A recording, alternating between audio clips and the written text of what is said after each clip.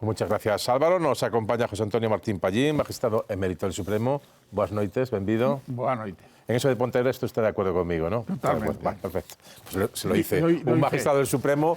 Doy- Pallín locuta, causa finita, se diría en este caso, ¿no? Doy fe. Dai fe, vale. Esto que estábamos viendo ahora al empezar el programa, el recurso de las comunidades autónomas y ahora el Supremo, el Constitucional, va a pedir un informe a sus letrados. En su opinión de jurista, de miembro en su día del más alto tribunal de este país, ¿entra dentro de las competencias de las comunidades autónomas poder recurrir? Es decir, ¿esto les afectaría a ellos, que sería, digamos, el leitmotiv de que puedan recurrir? ¿Usted cómo lo ve? La ley es clara y dice que solamente es en aquellos aspectos de leyes que afectan a las competencias estatutarias de las comunidades autónomas, caso que no se da. El Tribunal Constitucional, por las noticias que tengo, va a abordar en primer lugar el recurso de inconstitucionalidad del Partido Popular, que es el núcleo de la cuestión, y después analizará los recursos de las comunidades sin descartar la posibilidad de que una vez que ha resuelto el recurso del Partido Popular diga que no están legitimadas Las comunidades. las comunidades. Hombre, según me cuentan, hay una comunidad que ha alegado como argumento que es que linda con Cataluña, que es la de Aragón. Ya. Parece muy sólido. O sea que en su opinión de jurista, no tendrían causa o motivo competencial las comunidades autónomas para recurrir, aunque el alto tribunal va a dejar eso para segunda cuestión, en segunda instancia, y primero va a decidir sobre el recurso del Partido Popular, ¿no? Sí, es que además hubo una sentencia hace años en que interpretó muy flexiblemente y ampliamente el concepto este de afectación a derechos estatutarios. Tampoco sería bien visto que se cargase así de plano 16 recursos, ¿no? Entonces me parece que el calendario que va a seguir es muy razonable. Y la segunda pregunta, señor magistrado emérito, sería, en su opinión, ¿es constitucional o inconstitucional la ley de amnistía? No, por supuesto, para mí es absolutamente constitucional, lo llevo diciendo desde hace mucho tiempo. Se puso el foco ahora últimamente, por los recursos se puede ver, en la vulneración del principio de igualdad ante la ley. Pero claro, es que cualquiera que conozca el derecho constitucional sabe que una amnistía aquí en Venezuela... Pues bueno, no toque Venezuela, que ya estamos con Venezuela, dejamos a Venezuela en aparte. Estados Unidos Vale. o en Uzbekistán, por su propia naturaleza, es discriminatoria. Y la prueba es la amnistía del 77, que, por poner un ejemplo, amnistió a los torturadores de la Brigada Político-Social y dejó fuera a los torturadores que conocíamos en los tribunales, que arrancaban confesiones a los delincuentes comunes, y nadie dijo nada. Y eso se produjo en el año 77. Toda amnistía, por su propia naturaleza, es discriminatoria. Afecta a un periodo de tiempo, a una situación política determinada y a un número de personas determinado. Y en este caso también lo sería, aunque sería constitucional en su caso. Sí, vamos, yo estoy seguro de que... Si es constitucional, ¿cómo sería su aplicación? Es decir, ¿tendría que ser inmediatamente posterior a que fallase el alto tribunal? ¿Habría que esperar a lo que digan instancias europeas? Bueno, yo creo que tal como ha maniobrado la Sala Segunda, quedaría diciendo, bueno, es constitucional, pero el artículo relativo a la malversación, pues cree que no encaja en la amnistía, lo cual me parece que es bastante contradictorio y a mí me preocupa, porque una regla de oro de los principios procesales es que las sentencias se deben cumplir en sus propios términos. Y esa sentencia, que condena a los del procés, les aplica el artículo 432 del Código Penal de la malversación, cuya redacción actual, que es la que tiene que aplicar, dice: el que con ánimo de lucro sustrajere o consintiere que otro sustraiga caudales públicos. Si alguien puede encajar eso, aunque sea con forces, me parece que va por mal camino. Es una distorsión bastante peligrosa. Sobre la votación de los miembros del Tribunal Constitucional, ya ha anunciado y ha sido aceptada su abstención Juan Carlos Campo, en su condición de exministro que se había manifestado sobre en este caso, en su opinión, no constitucionalidad de una ley de amnistía. Se debate ahora si otro miembro del otro bloque, sería del Conservador, José María Macías, debería hacer lo mismo, pues de alguna manera también se posicionó sobre la ley de amnistía previamente. ¿Cómo ve este segundo caso? Hombre, la recusación es de libro porque el auto admitiendo la abstención de Juan Carlos Campo, redactado por uno de los magistrados conservadores más antiguos, Enríquez, dice clarísimamente, le aplica el artículo 269.16, que es que deben abstenerse o ser recusados aquellos que por razón del desempeño de su oficio o cargo, en este caso vocal del Consejo del Poder Judicial, hubieran emitido opiniones, están ahí en los medios de comunicación, que induzcan a que puede tener una opinión predeterminada sobre el caso.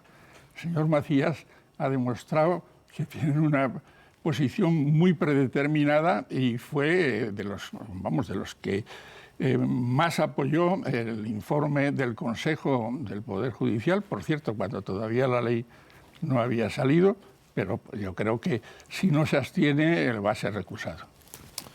Otros asuntos de la actualidad, del inicio del curso político, donde se mezcla lo judicial y lo político. El caso Begoña Gómez, o para usted es más el caso Juez Peinado. ¿Cómo lo ve usted? Bueno, vamos a ver. El caso es Begoña Gómez y el Juez Peinado está adquiriendo un protagonismo que, como ahora tenemos la ventaja de que la mayor parte de las diligencias se graban, pues el público ha tenido la oportunidad, por ejemplo, de escuchar el interrogatorio de Barrabés, es que incumple todas las reglas de imparcialidad y serenidad que debe tener un juez. Se produjo un acoso, prácticamente amenazándole cada 2 por 3 que estaba bajo juramento. O sea, no me parece una opinión, una posición muy edificante, hasta tal punto de que la audiencia provincial, que va a resolver el día 30, pues normalmente manejamos lo que se llamaba el rollo, ¿no? Y ha pedido íntegra la causa con las grabaciones. Eso ya es un síntoma de que algo va a pasar. Pero la audiencia provincial, como digamos órgano tutelador, en teoría... De apelación, es que se ha apelado. De apelación, ¿puede decidir archivarlo? Esto no es muy frecuente. Si ha sido frecuente, ¿puede darle un segundo aviso, como en los toros? Ya le dio uno. Bueno, exactamente, o sea, ya muchas veces un aviso es muy natural, 2 no, y 3 ya sería, pues... La vuelta a chiqueros, ¿no? Efectivamente, o sea, yo creo que la Audiencia Nacional, la Audiencia Provincial va a archivar el caso, porque además es que aquí nadie se ha leído los estatutos de la Universidad Complutense. Andan diciendo, es que está una cátedra que no es catedrática. Por favor, antes de salir a la palestra, léase usted los estatutos y las cátedras llamadas de mecenazgo, que son un invento americano que hemos trasladado a las universidades españolas, dicen clarísimamente que la cátedra es la cátedra, nombre. El director puede ser hasta un funcionario del decanato. No tiene por qué tener título. Eso está en los estatutos de la Complutense. Luego no sé por qué andan buscando, además en una actividad que me parece elogiable, que es la enseñanza, ¿no?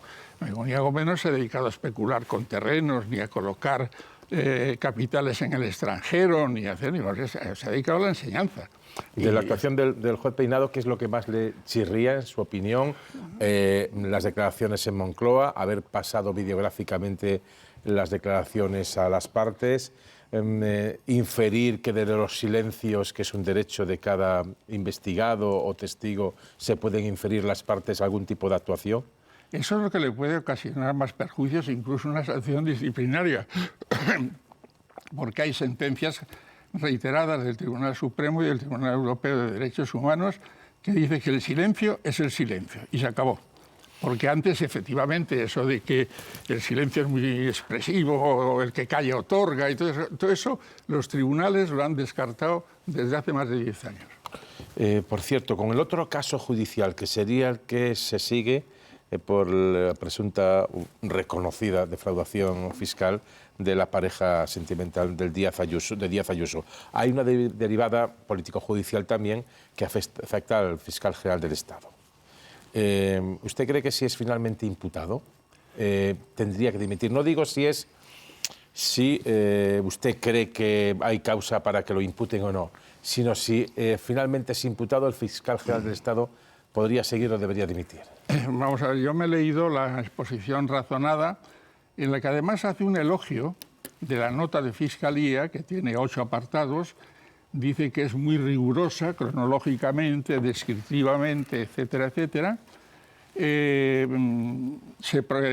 La cronología nos dice que la nota es posterior a la aparición en los medios de comunicación de esa existencia, con 2 versiones. La versión que aparece en los medios es que fue la Fiscalía la que se dirigió al abogado, cosa insólita porque hay una circular de la Fiscalía sobre las conformidades que prácticamente lo descarta. Y la nota de la Fiscalía dice, no, no es cierto, fue el abogado el que se dirigió a la Fiscalía, que es lo normal. Esto lo hacemos, yo ahora soy abogado, lo hacemos con mucha frecuencia.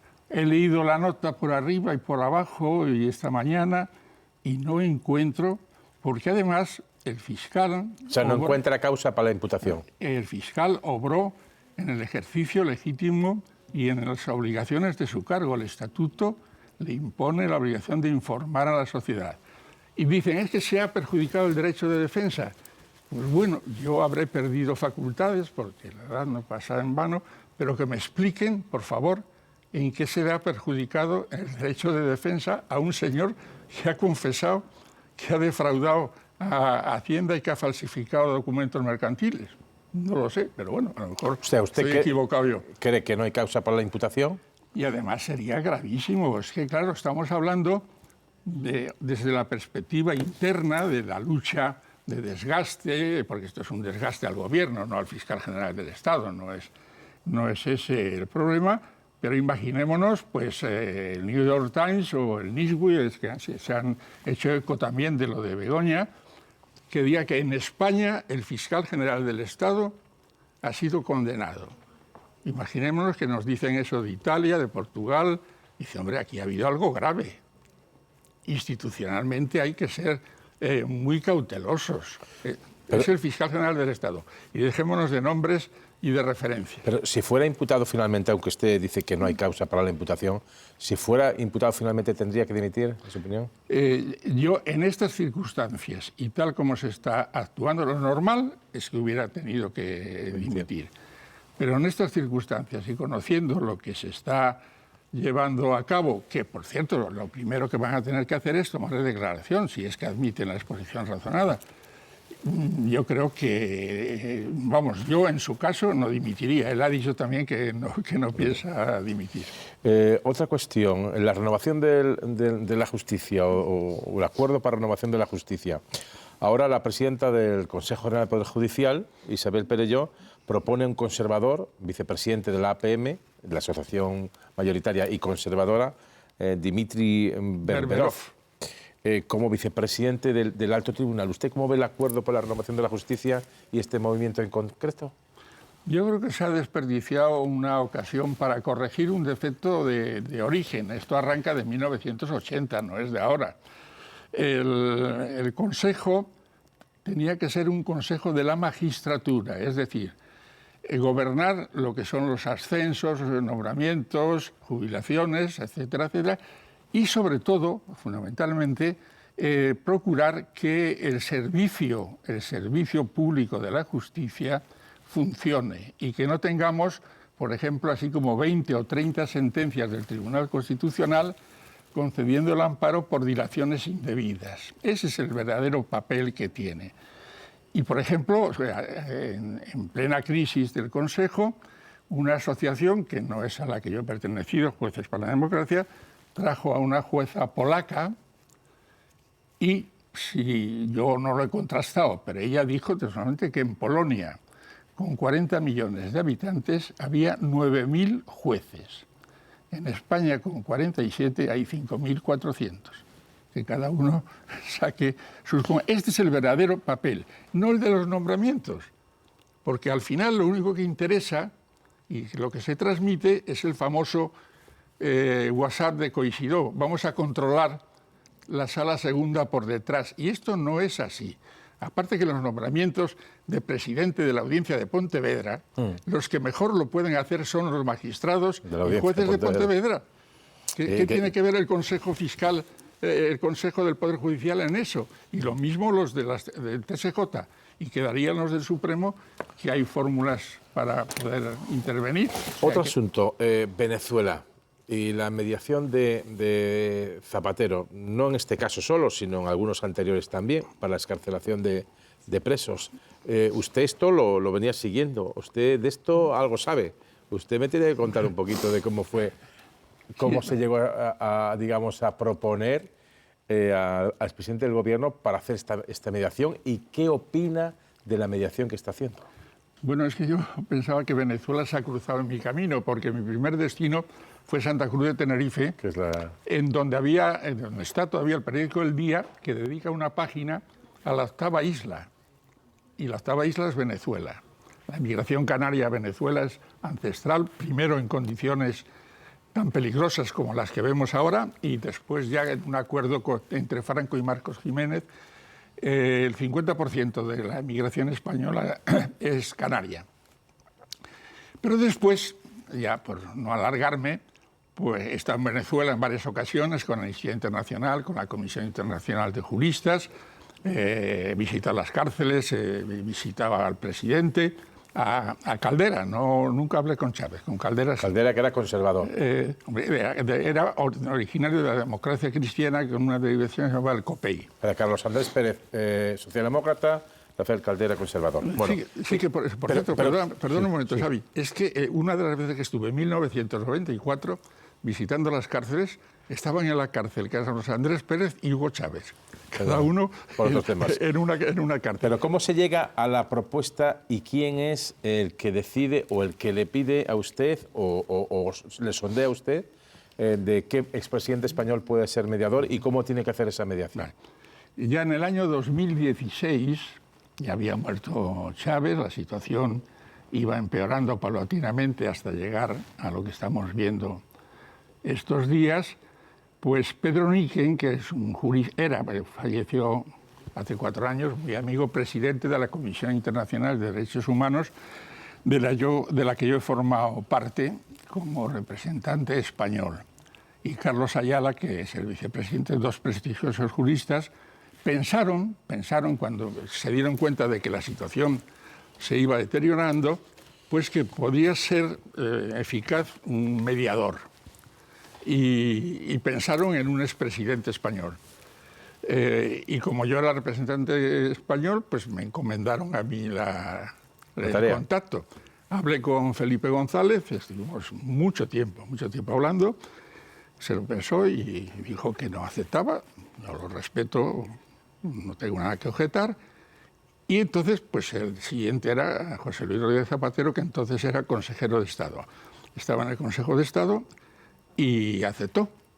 Nunca le pusimos ninguna condición ni teníamos por qué ponérsela, y yo a partir de ese momento prácticamente perdí el contacto. Él después ha tenido una actividad con el Grupo de Puebla, la OEA, en fin, ya es una actividad que él ha desarrollado, en algunos casos con gestiones para traer, por ejemplo, a Leopoldo López y a su mujer, a Antonio Ledesma y ahora a Edmundo.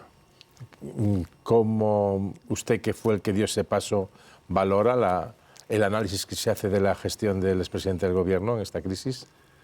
Bueno, yo pienso que la situación es muy difícil. La gente no se da cuenta que aquí estamos sobrevalorando la posición de España. En este momento estamos muy equivocados. Maduro y los militares, sobre todo los militares, tienen una orden de arresto internacional por parte de Norteamérica. Entonces Maduro lo que quiere de aquí al 10 de enero, que es el punto crítico, porque a partir de ahí todo tiene que estallar, es que le levanten esa orden internacional. Porque, claro, se sienten, si no, no pueden maniobrar. Creo que no va a maniobrar y ojalá Pedro Niquen, que escribió, que fue el protagonista del acuerdo entre la guerrilla salvadoreña y el gobierno, ya lo dijo en una entrevista, enrocarse en el autoritarismo solo puede llevar a Venezuela a un desastre. Sobre el silencio del expresidente del gobierno, ¿es lo adecuado para un mediador? ¿No? ¿Cómo ve su trabajo? Como mediador, absolutamente adecuado. En las últimas elecciones, en mi opinión, no debió aceptar el ser observador de las elecciones, porque debió seguir de mediador. Pero bueno, hay que agotarlo todo lo que sea posible hasta el 10 de enero. El 10 de enero la cosa no tiene vuelta atrás. ¿Qué pasa ya el 10 de enero? El 10 de enero es la fecha de la toma de posesión del presidente electo, que, por cierto, antes tendremos presidente o presidenta de los Estados Unidos. Ahora le pregunto por Estados Unidos. Una cuestión más. Al margen ya de todo esto, usted es vecino del Bernabéu, ¿no? Sí. ¿Usted es vecino del Bernabéu? Sí. ¿Esto de los conciertos cómo lo lleva? A pesar de que soy del Atleti, pero ¿qué le vamos a hacer? ¿Esto de los conciertos cómo lo lleva? ¿Usted es de los que ha guerreado contra los conciertos? Hombre, yo puse una sentencia hace ya muchos años en que intervenía también un presidente de un club por los ruidos de una cerámica y entonces todo el mundo ya empezará a pensar a qué me estoy refiriendo. Sí, al Villarreal, ya se lo digo yo. Exactamente, que venía absolutoria de Castellón y que en el Supremo la consideramos condenatoria, pero vamos, yo era el ponente, me apoyaron 4 magistrados más. Y el ruido está, ya hay sentencias de Estrasburgo, de todos lados, es un delito contra el medio ambiente. Y además la responsabilidad habrá que derivarla, como en aquel caso, al alcalde. Porque el alcalde ahora ha mandado parar, creo, ¿no? Sí, en un momento. Hombre, ojalá sea pues una tregua y a ver si corrigen. Es inviable insonorizarlo, absolutamente inviable, según me dicen los técnicos que están en ello. Y por lo tanto, pues es que además después hay otro problema que a ti te gustará, que es lo de la financiación, el fair play financiero, sí. Porque está dopándose con dinero público, con los aparcamientos y con unas actividades que no son futbolísticas ni deportivas. Ya. Entonces puede tener problemas incluso con la UEFA. ¿Usted vive cerca del Bernabéu?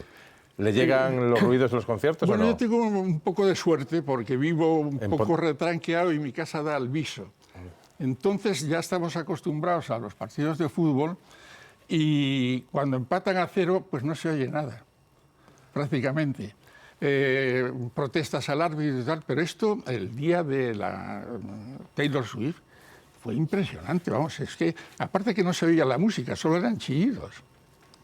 Y los oía desde mi casa, los que están en Concha Espina, pues van a terminar locos. Un amigo muy madridista me dice, ¿se va a revalorizar tu vivienda? No, las farmacias con los ansiolíticos, se van a poner morados. Una última cuestión, que vamos ahora enseguida con Cristina Olea, en Estados Unidos, un seguimiento que vamos a hacer exhaustivo de las elecciones norteamericanas hasta el 5 de noviembre. ¿Cómo las ves? Se lo digo porque Kamala Harris es fiscal o fue fiscal, el mismo desempeño que tiene usted. Usted nunca se le dio por presentarse a las elecciones en España, pero ¿cómo ves todas las elecciones? ¿Tiene curiosidad por el papel de un fiscal como posible presidenta de Estados Unidos, la primera presidenta de Estados Unidos?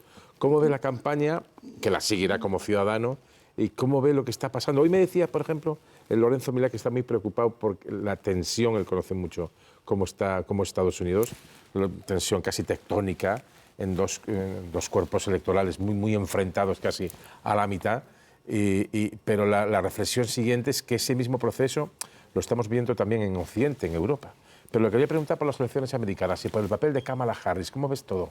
Cuando se hablaba antes del debate, digo, se lo va a comer con patatas fritas, porque es que ser fiscal te da una experiencia dialéctica de contestación, de improvisación, pero a mí lo que más me impresionó fueron los gestos, más que las palabras.